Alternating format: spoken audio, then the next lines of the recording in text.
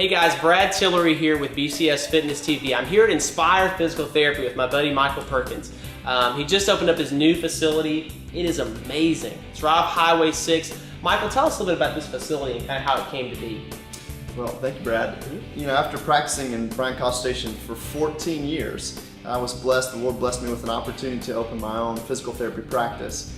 So we couldn't be more excited. We really love this community and the people. We grew up here. I grew up here and went to Texas A&M and then went off to school and physical therapy school and then got back as quickly as I could. So we are so excited to help these folks, gain is the best health they've had in a long time, and we're really ready to get going. We're excited about it. Awesome. Yeah, if you ever need any physical therapy help, Michael's the guy to go to. You can find them online at inspireaggieland.com.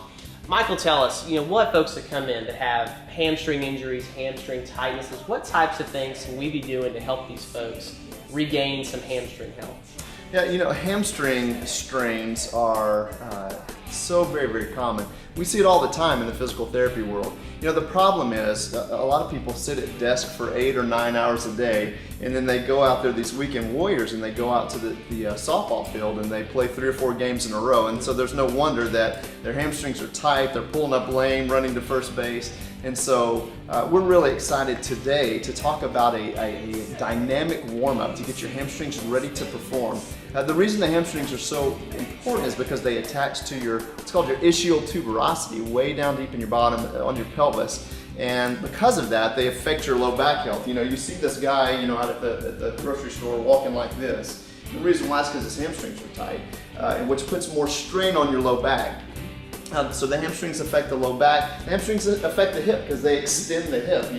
Extension of the hip, hamstrings are active in that motion. And then obviously flexion of the knee, bending the knee. And this is where most people address the hamstring weakness on a hamstring curl machine. But today we want to talk specifically about injury prevention with the hamstrings, and that has everything to do with hamstring inflexibility. Most of the world has tight hamstrings, so we need to help them with that problem. So we're excited to do so. Traditionally, we've dealt with hamstring inflexibility or hamstring tightness by giving static and sustained stretches. And those are good, those are really good. I'll give you an example of kind of a long sitting hamstring stretch. And so you want to sit with your back straight and your toes straight up towards the ceiling, your knees straight, and then just lead with your heart, lead with your chest towards your toes. Now if you're under the age of 35, we would hold that stretch for 30 seconds. If you're over the age of 35, you would hold that stretch for a full minute.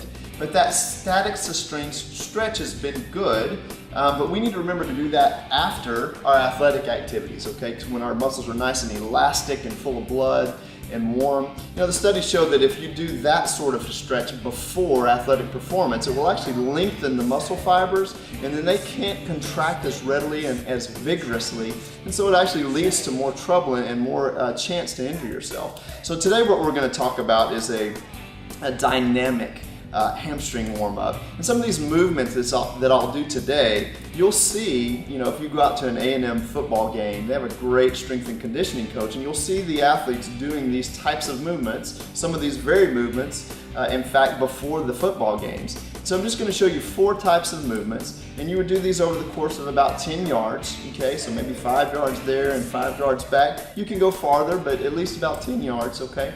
And there's 4 different movements that I'm going to show you today, and then you can incorporate this into your pre-game warm-up. And so be sure you go out to the fields early enough to be able to do this. Give yourself enough time, 10-15 minutes, whatever it takes to get enough time to do this to ready your hamstrings to perform.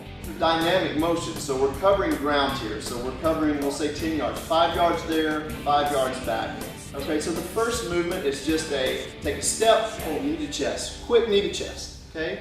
Step, quick knee to chest, okay? Just that. We're putting a little tug, a little stretch on the hamstring in a dynamic way, okay? Get the hamstrings warmed up and ready. We'll do that, and then we'll turn around and go back and do the same thing. Dynamic motion, so we're covering ground here. So we're covering, we'll say 10 yards, 5 yards there, 5 yards back. Okay, so the first movement is just take a step, pull knee to chest, quick knee to chest, okay? Step, quick knee to chest, okay? Just that. We're putting a little tug, a little stretch on the hamstring in a dynamic way, okay? Get the hamstrings warmed up and ready. We'll do that, and then we'll turn around and go back and do the same thing. So the second movement would be this, just a straight leg, touch the toe. Straight leg, touch the toe. Straight leg, touch the toe. A little bit harder. It's called a walkout. Some people have called it the worm. You can call it whatever you want, but it's not as easy. So I'll show you what I want you to do. So you'll take just a step or two, okay? And you'll get down, okay, with your feet and your hands on the floor, trying to keep your knees straight and trying to keep your heels down. Just walk it back up and then back up. Take a couple steps, okay? You could also walk it out. Probably would be even better. Walk it out and then walk it back up. Okay, a couple steps. Walk it out, knees straight. Try to keep your heels down if you can. And walk it back up.